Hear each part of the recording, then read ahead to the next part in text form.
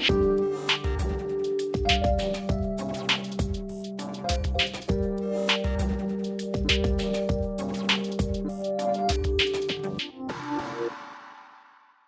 oi, oi, olha aquela bola, a bola pula bem no pé do menino. Eu diria que Dewey está mais presente na escola moderna, inclusive a escola brasileira, do que muitos de nós professores imaginamos. Descubram o que é para fazer. A ideia do Dewey de que ele vê a educação como uma forma de ensinar o aluno a pensar. Qual que é a barrinha do 9, Camila? Pega para a professora a barrinha do 9. Onde está a casa? A casa está na rua. A partir de Dewey, você tem uma educação voltada ou direcionada para o aluno, né? Ou seja, a partir do aluno, a partir do interesse do aluno, a partir da experiência do aluno. Onde está a cidade? Está do lado da floresta. Lembra do vídeo da internet Educação Progressiva nos anos 40, da aula anterior, que mostra a escola antes e depois das ideias de John Dewey? Pois então, a escola mudou ao longo do século XX, em parte por influência da filosofia do Dewey. E hoje, neste início de século XXI, qual a permanência do pensamento dele na educação? A equipe da Univesp TV viajou à cidade de Paulínia, no interior de São Paulo. Aqui, no Colégio Lumen Verbi, as ideias de John Dewey aparecem dentro e fora das salas de aula. Dona Áurea? Tudo bom, Rodrigo? Como vai da Univesp TV? Agora vocês vão fazer essa atividade. Esses alunos do terceiro ano estão assistindo a uma aula de matemática no Colégio Lumen Verbi. Descubram o que é para fazer. Será que assistir é o verbo mais correto? Porque, pelo que você pode ver, parece mais que eles estão participando da aula. Quem conseguiu levantar a mão? Conferiram? Então agora nós vamos fazer o plenário, tá? Então a professora vai chamar aqui e nós vamos fazer o plenário para todo mundo conferir o seu. A partir de Dewey, você tem uma educação voltada ou direcionada para o aluno, né? Ou seja, a partir do aluno, a partir do interesse do aluno, a partir da experiência do aluno. Marcos Vinícius da Cunha leciona na USP de Ribeirão Preto. Ele escreveu o livro John Dewey, uma filosofia para educadores em sala de aula.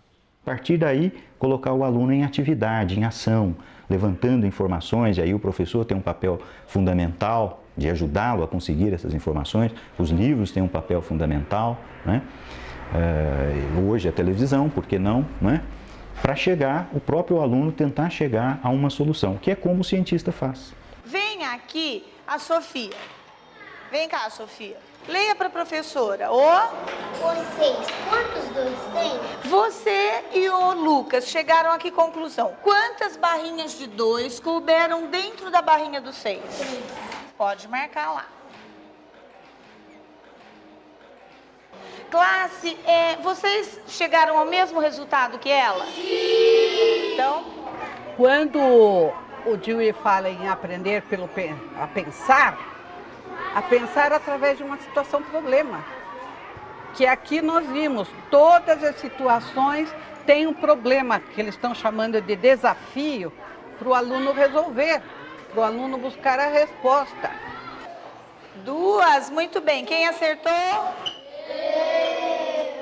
A ideia do Dewey de que ele vê a educação como uma forma de ensinar o aluno a pensar, né? E aqui todas as atividades estão preocupadas em direcionar o aluno para o saber pensar, o que ele está fazendo, por que ele está fazendo aquilo, qual o significado daquela tarefa, daquela atividade. Pega para a professora a barrinha do 9. Isso. O que está perguntando? O 9, quantos? 2. Qual que é do 3? Então, experimente para ver. A proposta de ensino do Colégio Lumen Verbi tem fundamento em um projeto pedagógico da década de 60, criado pelo governo do estado de São Paulo. Eram os ginásios vocacionais, que funcionaram de 1962 a 1969. Áurea Sigrist de Toledo Pisa foi diretora do vocacional da cidade de Americana, no interior de São Paulo. Em 1996, ela fundou o Colégio Lumen Verbi.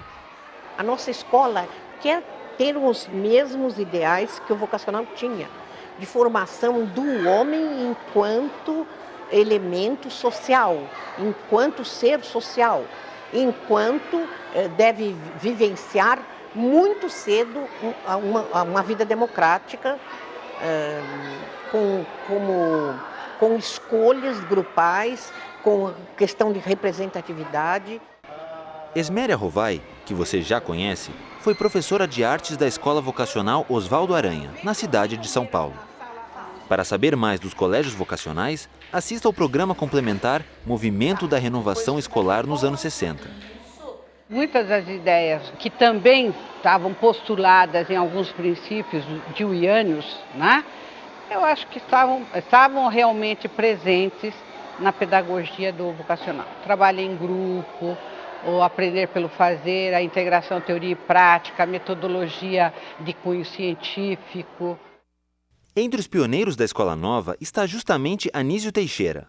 Foi ele quem trouxe o pensamento de John Dewey para o Brasil, no começo do século XX. Por isso, muito da filosofia de John Dewey está no Manifesto dos Pioneiros da Educação Nova. Como você sabe, Anísio foi um dos principais entusiastas do documento.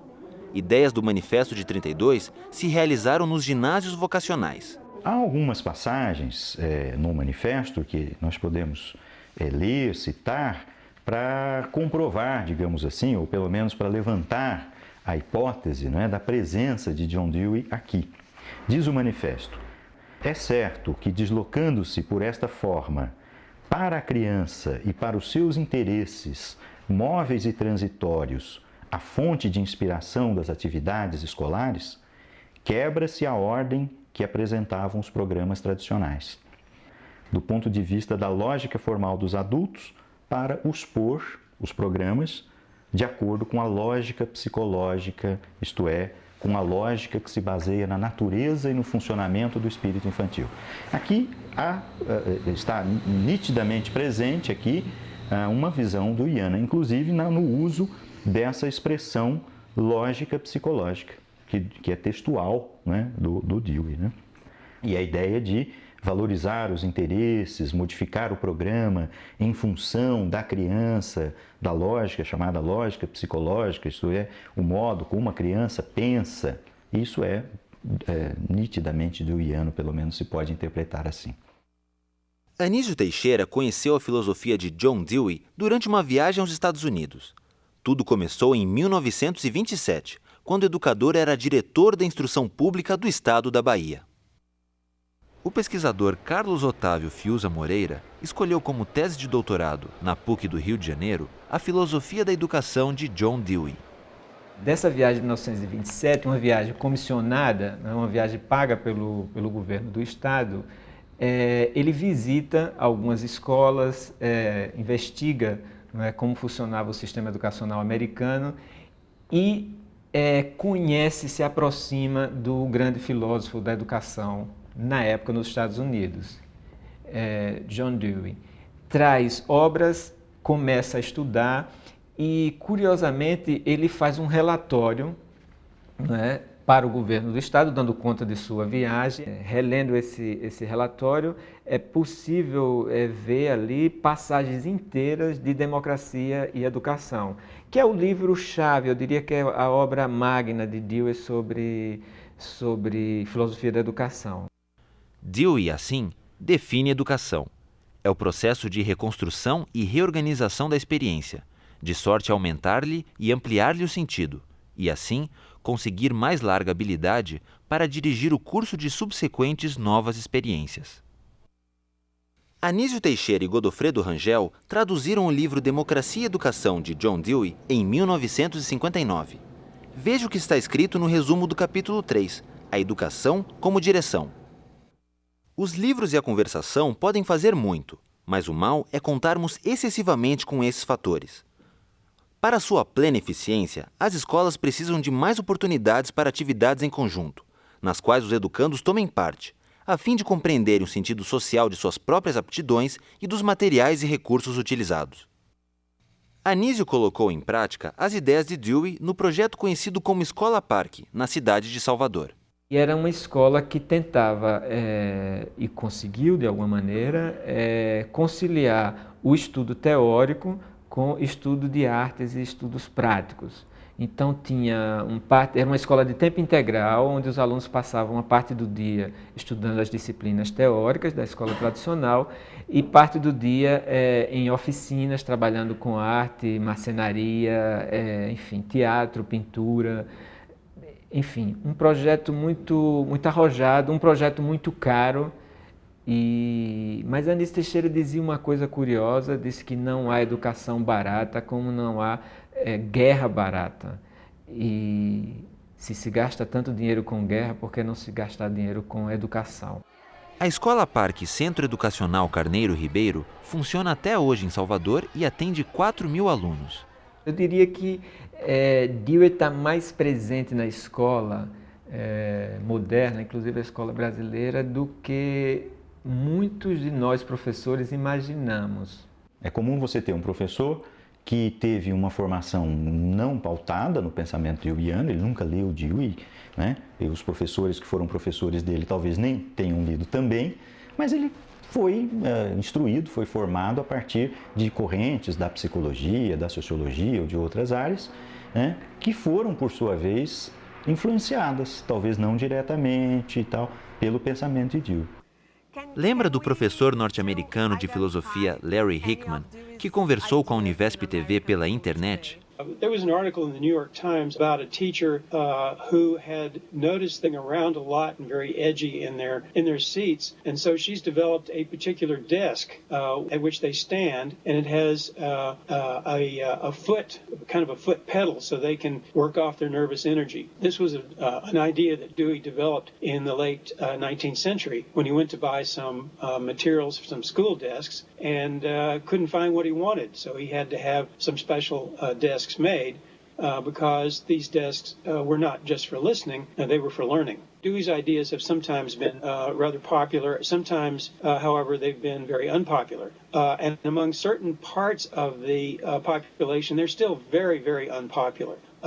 Certain traditionalists of the political and religious right wing in the United States are very critical of Dewey's views because they think that he's trying to undermine traditional values. Well, this is both true and false. Dewey is not trying to undermine values in a wholesale manner, but he is trying to question those values that he believes are impediments to the free flow of information and the unencumbered process of education. Como dissemos lá no começo, no Colégio Lumen Verbi, as ideias de John Dewey aparecem dentro e fora das salas de aula. Pega um pouquinho mais para mim. Vamos colocar o esterco, né? Que é uma mistura de humus com um pouquinho de serragem. Olha esse vídeo de 1937 que está na internet. The average American child seldom comes in direct contact with nature. In school, he learns a few dates from books, to press a button, to step on an accelerator. But he is in danger of losing contact with primitive realities, with the world, with the space about us, with fields and rivers, with the problems of getting shelter and obtaining food that have always conditioned human life and that still do so. O educador Anísio Teixeira termina o texto que você está lendo, Filosofia e Educação, dizendo que o professor tem que ser um filósofo. Esse convite para que o professor seja um filósofo, acho que a gente pode entender pela perspectiva que Dewey trazia, de que a filosofia é uma espécie de exercício da busca do sentido das coisas. Ela já não disputava o espaço ele não propunha que ela disputasse o espaço com a ciência das generalizações, mas que ela trabalhasse lado a lado, que o filósofo trabalhasse lado a lado com o cientista, no sentido de buscar o sentido das coisas. Ora, se a gente também pensa com esses autores, com Dewey e com Anísio Teixeira, que a